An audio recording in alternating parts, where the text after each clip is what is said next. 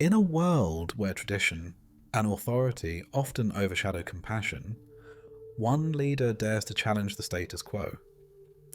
Pope Leo XIV, a figure revered by many and questioned by others, makes an unprecedented decision to leave the grandeur of the Vatican behind. Driven by a profound belief in humility and service, his journey reveals powerful truths about faith, power, and human dignity. What he says about true leadership will resonate long after the story ends. The sun rose slowly over Vatican City, casting a gentle golden hue over the ancient walls and sprawling gardens. Inside the grand Vatican chambers, a sense of quiet anticipation lingered, though none could quite put their finger on why. News of a sudden, unprecedented decision had begun to ripple through the halls of power. Whispers that the Holy Father himself was about to do something unexpected, something that would shake the foundations of the Church. In his private study, Pope Leo XIV sat quietly, gazing out through the tall, ornate windows. The room was filled with symbols of authority and tradition: gold crucifixes, ancient manuscripts, and richly embroidered vestments, yet he seemed unburdened by their opulence. His face was calm but resolute, etched with lines of contemplation that betrayed a mind deeply engaged with weighty thoughts. He had always been a man of faith, but today he carried a different kind of burden, a calling that transcended titles, ceremonies, and the pomp of papal office. This decision had not come suddenly. For years, Leo XIV had wrestled with the contradictions of power and service embedded within the Church.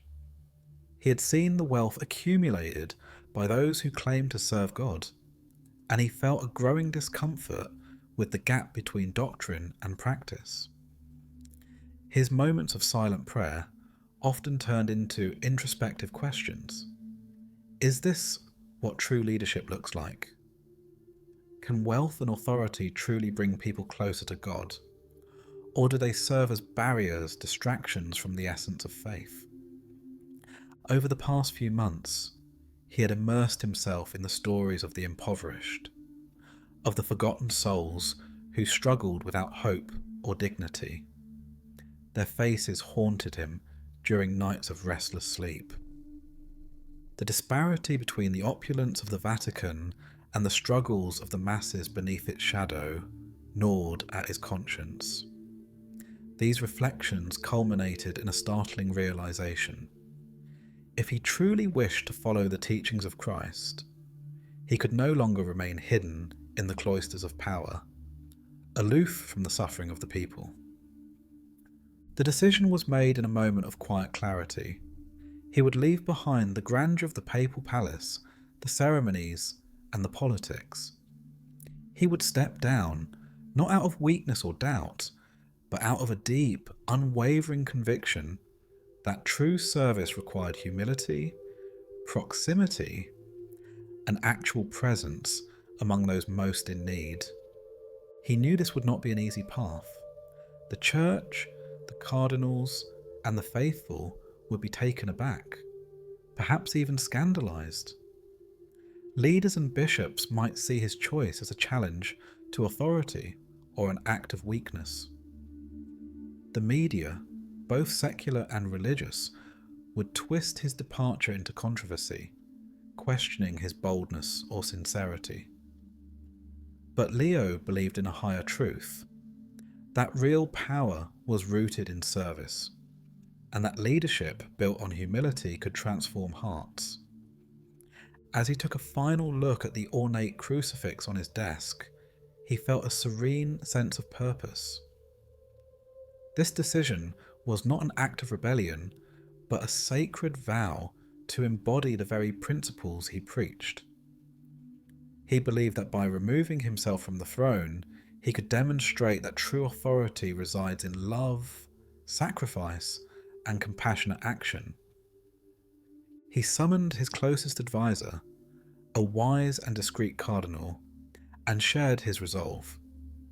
The words were simple but resolute. He was going to leave the Vatican, to walk among the poor, to serve as Christ did. The cardinal, caught between respect and worry, listened in silence.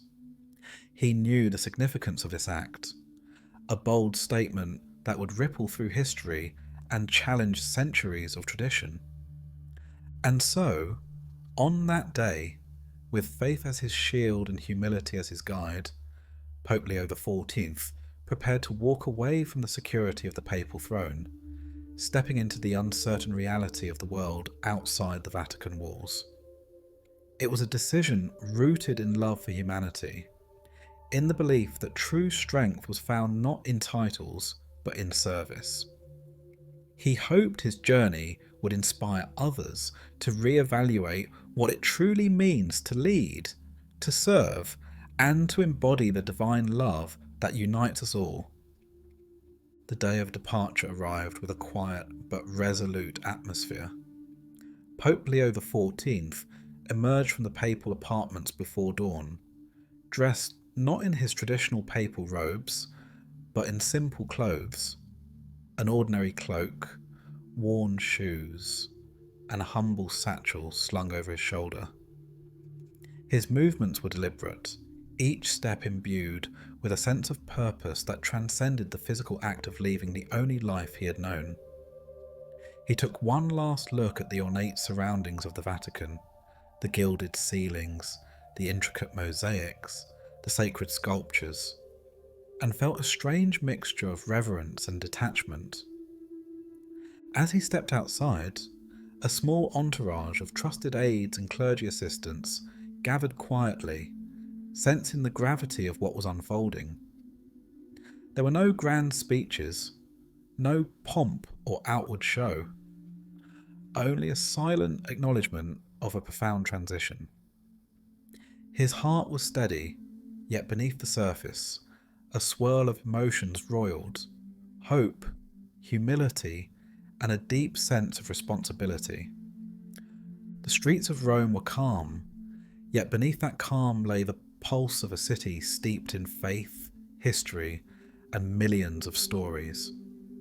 He moved swiftly through winding alleys and bustling plazas, passing familiar landmarks, now seemingly cloaked in a different light.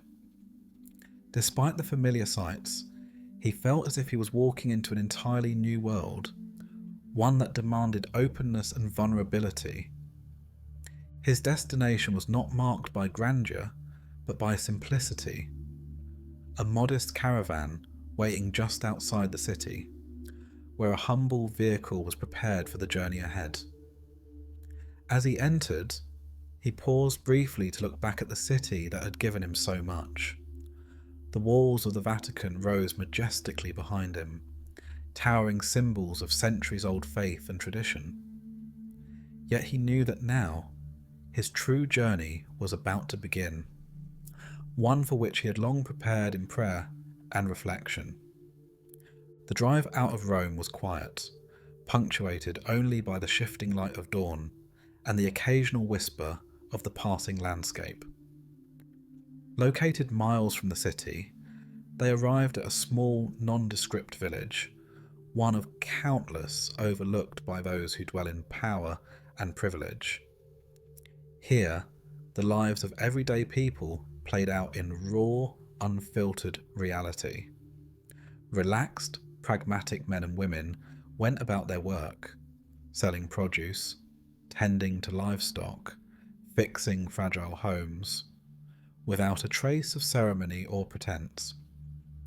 They were rugged, sincere, and fiercely resilient. He stepped out of the vehicle and was greeted by a dozen villagers, curious but cautious. Their wary eyes scrutinized him, clothes that spoke of humility, eyes that revealed glimpses of hope and skepticism. The Pope's reputation preceded him, yet here he was, just a man among many, seeking to understand the true fabric of their lives. Some recognized him, whispering to each other quietly, surprised by his modest appearance. Others looked away, perhaps unsure of what this strange visitor from the Vatican intended. His first act was to walk among them, speak with them, listen to their stories. He listened as a mother spoke of her struggles to feed her children in the face of rising prices, as an elderly man described his loneliness and longing for dignity, as a young girl recounted her dreams of education beyond the narrow limits imposed by her circumstances. Each story was a thread woven into the larger tapestry of hardship and hope. It was in these moments of quiet connection that Pope Leo XIV found his real purpose: to see, to feel, and to understand. As he moved through the small village, he was struck by the palpable contrast, an environment of raw suffering, yet abundant resilience. The people's faith, despite their hardships, shone like a fragile but unbreakable light. Their faith wasn't rooted in grand rituals or dogmas, but in daily acts of perseverance, love, and community. It was in their shared meals, their communal prayers, and their unwavering spirit in the face of adversity. That day, he deliberately refused the comforts of a grand shelter or elaborate accommodations. Instead, he dined with the villagers, partaking in simple bread and water, listening patiently, offering words of encouragement, and praying with them in makeshift prayer circles under the open sky. The humility of the moment refused any display of authority. Instead, it fostered genuine connection. Throughout his first days living among the impoverished, Leo encountered countless moments of an almost sacred intimacy. With each passing hour, he shed layers of his former identity, feeling the weight of their struggles and the beauty of their hope. His heart poured out in silent prayer for the strength to serve and the wisdom to understand. He learned that true leadership was not about commanding from above, but about walking alongside those who needed support, listening with compassion, and offering humble service. He visited local schools and clinics, saw children with bright, eager eyes despite the dust and dirt covering their tiny faces. He listened to stories of broken homes and broken dreams, yet he also sensed an unyielding desire for something better. As days turned into weeks, Pope Leo XIV's immersion into the daily lives of the impoverished deepened. Every encounter, every conversation peeled back layers of his understanding about power, authority, and true influence.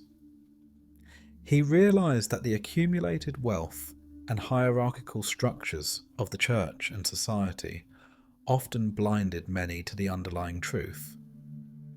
Real power was not held at the top, behind ornate gates and gilded walls, but in acts of humility, sacrifice, and genuine connection. One afternoon, as he sat outside a humble dwelling listening to an elderly woman recount her struggles, Leo's mind drifted to the concept of power, how it had often been wielded like a weapon, used to manipulate, to maintain control, or to elevate oneself above others. He observed that those who wielded worldly power often did so from a distance, disconnected from the very people they claimed to serve. Yet in the eyes of the destitute, he saw something different. A quiet strength born of resilience, compassion, and an unwavering hope for change. The realization dawned on him that power rooted in fear or hierarchy was inherently fragile. It depended on maintaining appearances and often sacrificed authenticity for authority. but power rooted in love. Love that demanded sacrifice, patience, and empathy was enduring. That kind of influence could transform societies from within because it touched the hearts of individuals, inspiring real change. He remembered a moment during a visit to a small clinic run by dedicated volunteers. A young man, barely out of his teens, told him about how he gave up his schooling to care for his sick mother. His voice was laced with both pride and despair, knowing their situation was dire. Leo looked into the young man's hopeful eyes and saw the potential for genuine leadership, not in titles or positions, but in the small, consistent acts of kindness and service. Power, he realized, was most potent when it empowered others, not when it sought to dominate them. Walking through another neighborhood, Leo saw a group of community members working together to repair a flooded marketplace. Their labor was unorganized by any official authority, but fueled by shared purpose. This is true cooperation, he thought. This is what genuine power looks like, when people unite behind a common goal without coercion, driven by hope and love. Watching them, he understood that authority that commanded from above often failed to inspire the same level of dedication as peer-driven cooperation rooted in respect and shared humanity. In another encounter, a young girl whose family struggled to keep their small plot of land explained how their community supported one another in times of hardship. Though poverty loomed over them like a shadow, they found strength in their collective resilience. Her words echoed in Leo's mind. We may be poor, but we are rich in hope and in each other. This simple yet profound truth challenged him to rethink how leadership and influence were measured. It wasn't in the pomp of ceremonies or the accumulation of riches, but in the capacity to uplift, inspire, and serve. He also reflected on the often quoted biblical passage, "The last shall be first, and the first last." It suddenly held new meaning. Power that seeks to elevate itself becomes hollow. True greatness, he understood, lay in humility and service. The stories he collected showed him that genuine influence was a form of invisible power, power that manifested when people chose to act with love and integrity regardless of their status. Throughout these experiences, Leo encountered many individuals who, despite their hardships, radiated an inner strength that surpassed material wealth. They had the ability to forgive, to laugh amid sorrow, and to find joy in simple acts of kindness. Watching them, he saw that authentic leadership was about nurturing that strength, about giving voice to the silenced and standing in solidarity with the oppressed. He thought about his own position, the papal authority, the traditions, the rituals that had been handed down through centuries. They were venerable, but at times disconnected from the essence of service. The more he listened and learned, the clearer it became that genuine power was about elevation, lifting others up, bearing their burdens alongside them, and opening spaces for hope to flourish. To wield power with humility was to acknowledge one's limitations, and to serve not from a pedestal, but from within the community. In those moments of deep reflection, Leo also confronted uncomfortable truths. He saw how the church's own hierarchy sometimes perpetuated inequalities, how its leadership had, at times, prioritized doctrine and tradition over the needs of the people. This awareness weighed heavily on him. Power, he realized, was a double-edged sword. It could either entrench separation or foster unity. The question was, which path would he choose to walk? His understanding grew sharper. Influence was not a matter of dominance, but of resonance. Genuine power resonated in acts of kindness, in words that uplifted rather than condemned, in embracing vulnerability instead of projecting superiority. It was a force that moved hearts and built bridges across divides. As he continued his days among the impoverished, Pope Leo XIV found himself increasingly engaged with stories that challenged and transformed his understanding of faith, hope, and true service. With each passing moment, he encountered voices that carried profound lessons hidden beneath layers of hardship and resilience. These stories, often simple yet deeply powerful, fueled a growing conviction within him. Authentic leadership and faith were rooted in genuine compassion and selfless service. One afternoon, he sat under the shade of a large olive tree, listening intently to a young woman named Maria. Her voice trembled slightly, but her eyes sparkled with fierce determination as she recounted her journey. Once a proud member of the village's small cooperative, she had lost her husband to illness and was now left to care for her 3 young children alone. Her words revealed not anger or despair, but a resilient hope that refused to be extinguished. I may have lost everything, but I have not lost my faith. I believe that if we help each other, we can survive, and maybe even rebuild something better. Listening to Maria's story, Leo saw in her an embodiment of true faith, the kind that sustains despite suffering, that finds meaning in every act of love and care. It struck him profoundly. Faith was not merely a set of doctrines to be recited in grand cathedrals or solemn rituals. It was woven into the daily acts of kindness and sacrifice that people like Maria exhibited courageously.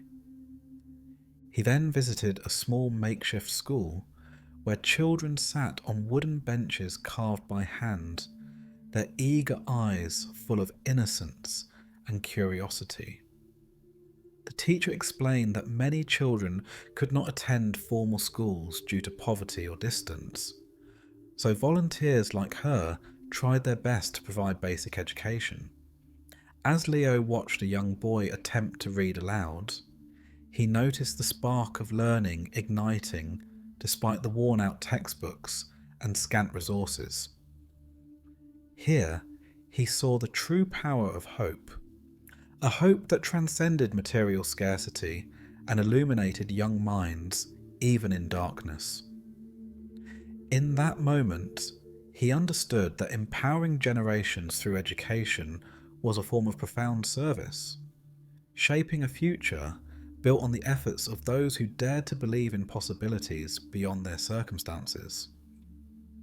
The stories of these children and their teachers stirred in Leo a deep sense of responsibility.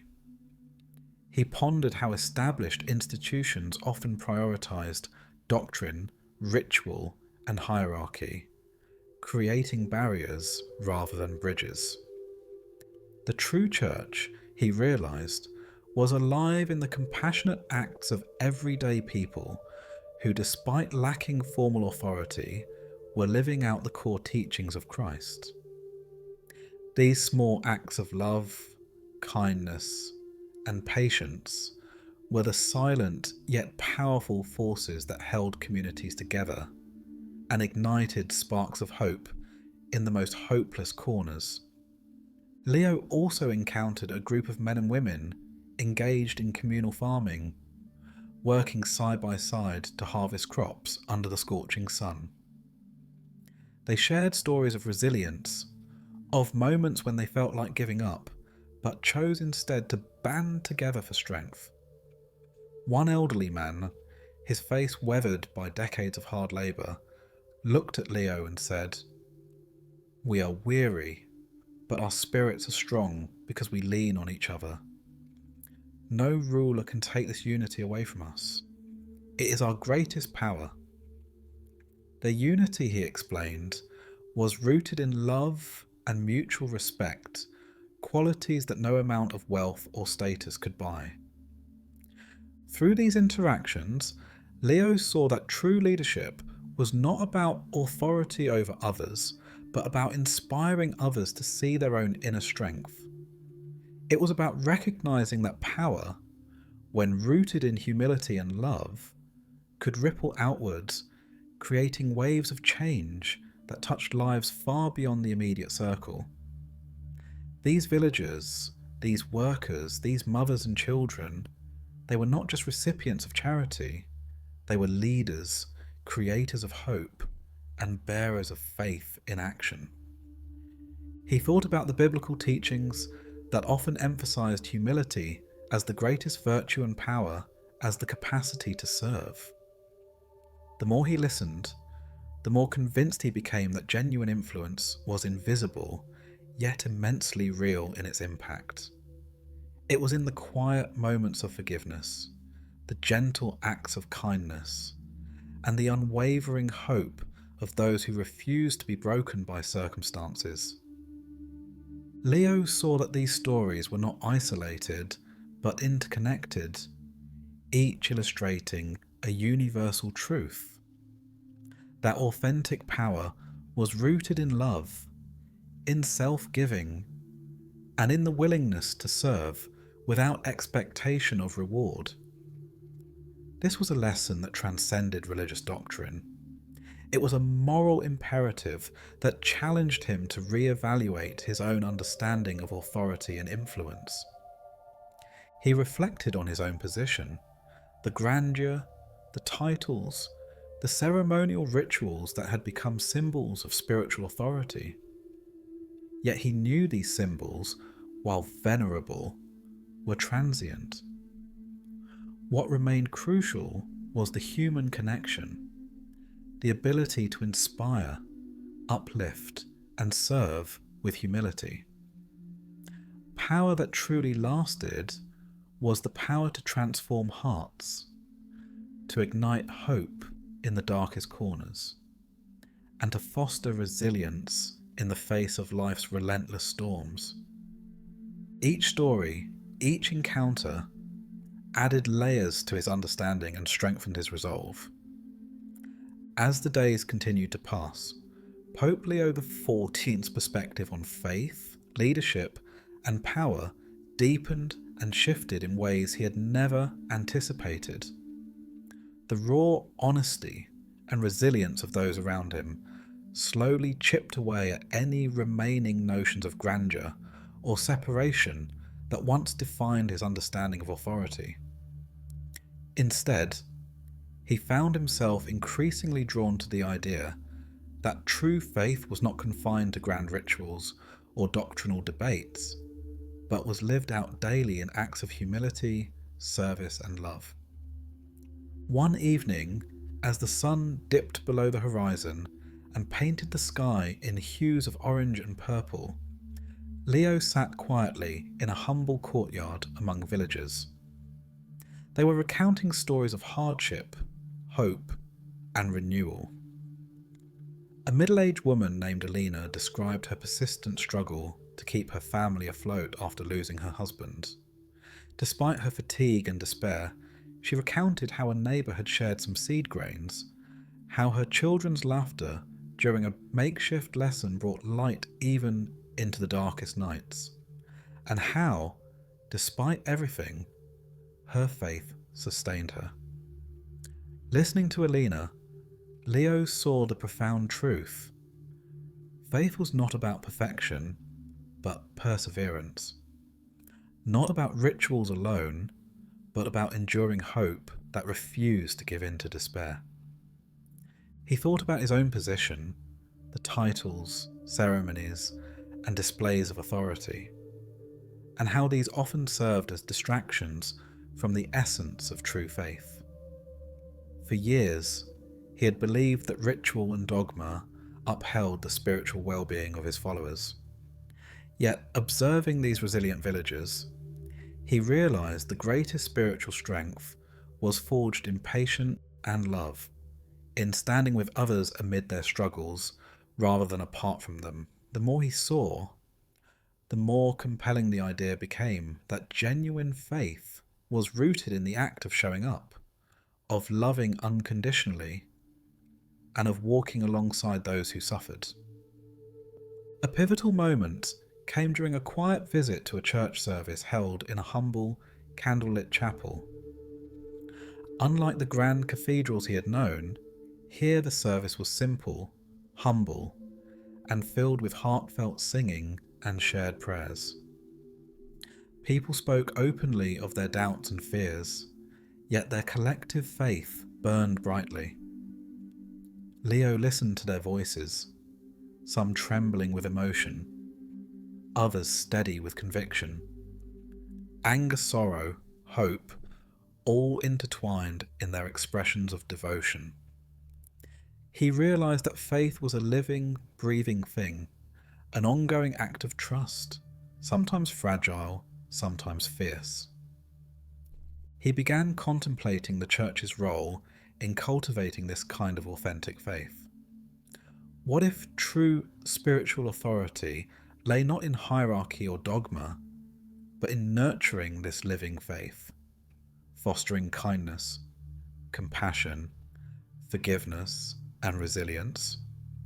What if the church, with all its traditions, could become a space not only of worship, but of active participation, where faith was demonstrated through service, not just proclaimed from pulpits? As Leo reflected deeper, he saw that the most powerful leaders were those who practiced what they preached, those who had no desire to control or dominate, but who inspired others through humility and genuine love. He remembered Jesus washing the feet of his disciples, an act of service that transcended social status and demonstrated the essence of true leadership. That act, he realized, was the epitome of humility, a choice to serve rather than be served. He thought about current societal structures, how often those in power used fear, propaganda, and rigid rules to maintain control. He recognized that such methods created loyalty based on dependency or obligation rather than voluntary love. Leo understood that real influence was the opposite. It was about empowering others, giving them confidence in their inherent dignity, and encouraging them to serve one another. It was about transforming followers into leaders, not by command, but by inspiring a shared sense of purpose rooted in love and humility. In his own journey amongst these villagers, Leo saw firsthand how genuine leadership sprouted from the ground of authentic relationships. It was cultivated through listening, understanding, and responding with compassion. It was exhibited in the gentle words of a teacher, the patient labour of a farmer, the forgiving smile of a parent. These acts crafted a web of trust and conviction that held the community together, far stronger than any hierarchical decree. He pondered the true meaning of authority, realizing it was more a matter of influence than wielding power from above. Authority rooted in love was about inspiring others to believe in themselves and in the good of their community. It was about creating spaces where every voice mattered and where hope was shared freely. This form of authority, he saw more clearly now, was eternal, built on the foundation of humility, service, and love, qualities that could withstand the storms of change and chaos. His resolve strengthened. He understood that faith, in its purest form, was an ongoing act of surrender, an acceptance that no single individual, no hierarchy, possessed all the answers. True leadership was the acknowledgement that everyone, regardless of their station or circumstances, carried a divine spark. What mattered was how that spark was nurtured and ignited in others. The days leading up to his departure from the community were filled with a quiet sense of anticipation and reflection. Leo knew that his journey was not merely about leaving behind a physical place, but about carrying forward a truth that had taken root deep within his heart. He had come to see that genuine power, rooted in humility, compassion, and service, was a force far greater than any throne, papal or otherwise. It was a force that could ripple outwards, transforming individual lives and entire communities if embraced and embodied sincerely. As he prepared to return to the Vatican, Leo sought moments of solitude and prayer, not for himself, but for the people he had come to cherish. In those silent moments, he envisioned a different future, one where leadership was redefined by service, where the church became a beacon of humility and love, rather than a symbol of hierarchy and privilege. He knew that systemic change would not occur overnight, but he also recognized that small, honest acts of humility could ignite a larger movement. He assembled the villagers, the volunteers, the teachers, the farmers, and the children he had come to know, and addressed them with a newfound conviction. His voice, though humble, carried a weight of sincerity and hope. He spoke of the importance of maintaining their faith, not through rituals or symbols, but through acts of love and service. He emphasized that they possessed a quiet strength, a power of resilience and unity that no external authority could ever diminish. Together, they had shown him the true meaning of leadership, standing courageously in humility and kindness. Leo shared his vision for the future, one where the Church's greatest influence was found in empowering the most vulnerable, in uplifting the oppressed, and in building bridges of understanding. He urged them to be the living embodiments of love, messengers of hope in their neighborhoods, their families, their communities. The greatest leaders, he told them, are not those who seek to command, but those who serve selflessly.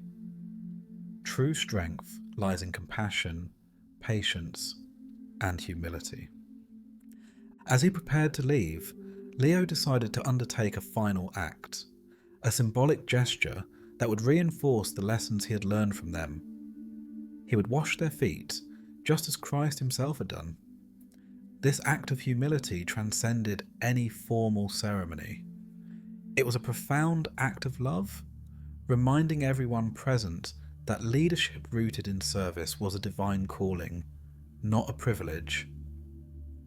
As he knelt, washing the dirt from their feet, he saw in their humble acceptance a lesson he knew he would carry with him forever.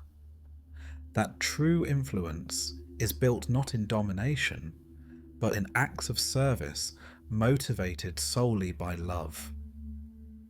His departure was marked by a mixture of emotions.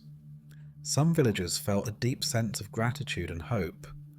Others grappled with the reality that this moment of humility symbolized the spiritual revolution they longed to see in the world. As Leo took his leave, he expressed his heartfelt belief that change begins with each individual choosing to serve with love and humility, regardless of their station. He urged them never to forget their own divine worth, and the importance of standing together as a community rooted in faith and compassion. Walking away from the village and into the awaiting vehicle, Leo's mind was filled with clarity and purpose. He reflected on what he had learned from the people he had come to serve. Power must always be anchored in humility, and true leadership arises in the quiet acts of everyday love. The hierarchical structures he once believed vital now seemed less important compared to the profound impact of authentic connection and service. His return to the Vatican was not a retreat, but a rebirth of his understanding. He knew the institution he loved must evolve, shedding its layers of privilege and embracing the humble, loving service he had witnessed firsthand. His journey had affirmed that authentic influence was rooted in the power of love to heal wounds, to unite divided hearts, and to inspire a new way of leading, one based on vulnerability, humility, and genuine care for others. In the days that followed, Leo envisioned a ripple effect, church leaders and followers alike inspired to serve with humility and love. He believed that this would spark a shift within religious institutions and beyond, revitalizing faith communities by emphasizing the core teachings of compassion and sacrifice. His message was clear, that true strength was found in humility, that genuine influence was built through acts of love, and that change, no matter how small, could grow into a movement capable of transforming the world. As he looked toward the horizon, Leo felt a deep sense of peace. His journey of service had only just begun. It was a lifelong calling to embody the very principles he now knew to be divine truths. With a humble heart and unwavering faith, he stepped back into the corridors of power, determined to lead not from above, but from within, serving as an example for all who sought the courage to redefine what it truly means to lead. His story had become a testament to the idea that real power is rooted in love, humility, and service, a legacy that he hoped would inspire generations.